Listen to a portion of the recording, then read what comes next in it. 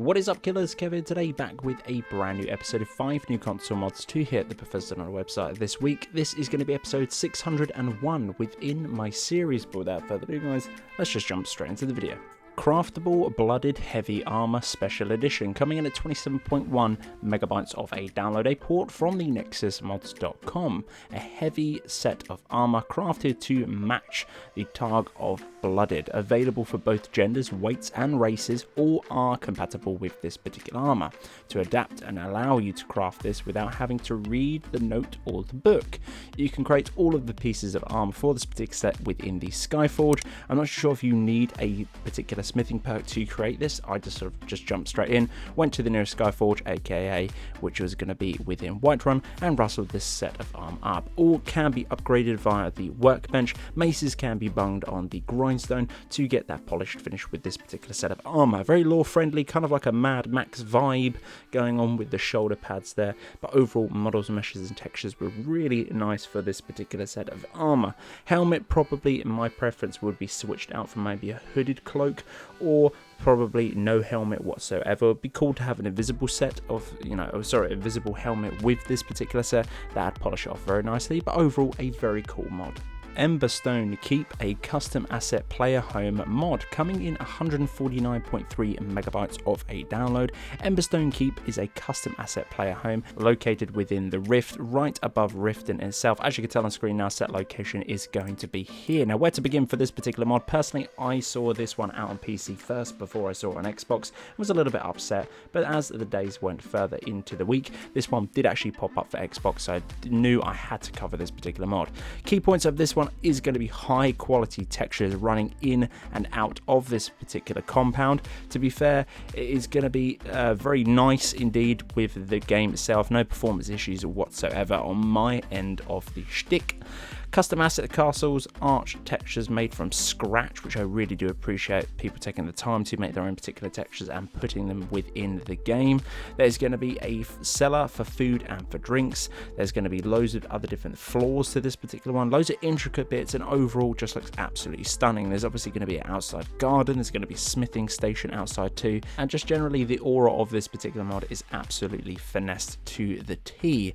I personally would love to keep this within my load order, and probably would be my primary home if it is located closer to the settlement I do absolutely adore, as you guys know, Whiterun. But if you are a Riften kind of person and you just want to grab a beautiful, stunning player home with probably everything you'll ever need encompassed within the walls, and just generally the aesthetics of this particular player home, or keep shall we say, is absolutely gorgeous. Guys, get this one, is very nice indeed. There are going to be no NPCs within this particular player home too, so please do bear that in mind.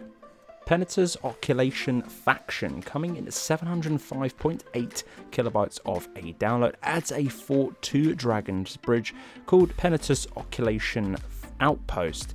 If you destroy the Dark Brotherhood, you will gain a lot of other different things within this particular home, or fort shall I say.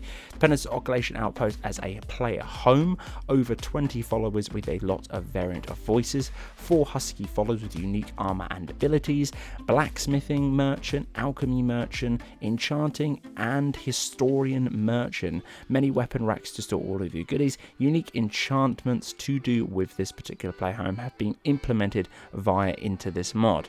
Overall, I thought it was very nice indeed. I haven't actually destroyed the Dark Brotherhood within this particular footage, as you see on screen now. This is pretty much open and free for you guys to explore, pretty much like a little taste. But if you do want the full experience, you will actually have to destroy the Dark Brotherhood to gain everything that I did list within that. If you want to read up on a full description and synopsis of this particular mod, I would highly recommend that, as overall I do with all of the mods I do cover on the channel. But this one is stunning, no performance issues whatsoever, and you will definitely see it if you are standing within the center of Dragon's Bridge.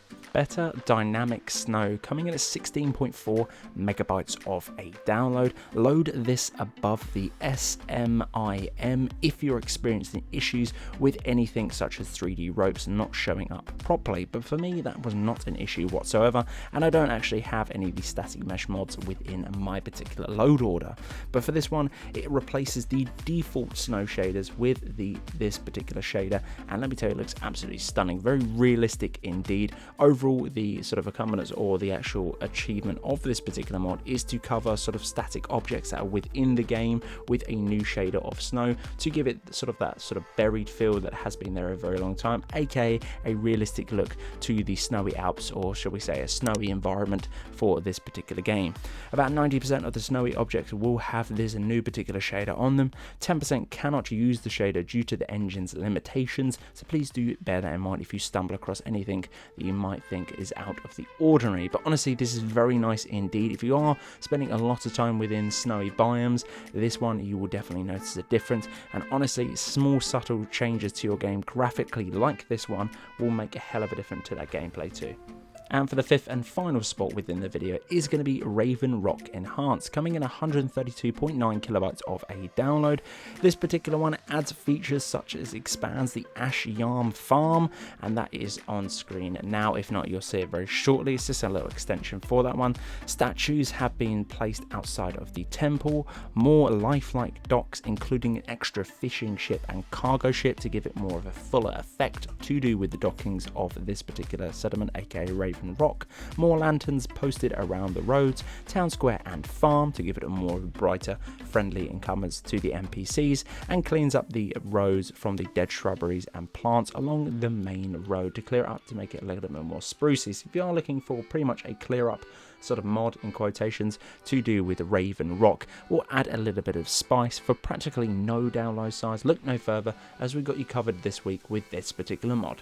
So guys, that's the end of this particular episode. This has been episode 601 within my series. Guys, if you did enjoy, I'd very much appreciate a like on the video. It does help me an awful lot. If you want to go above and beyond and stay up to date with all of the latest and greatest content on the Bethesda.net website for console mods, then click that subscribe button and the bell to get a notification for every single time I post a video like this to the channel. But guys, until the next one, this has been Killerkev here, and Killerkev out.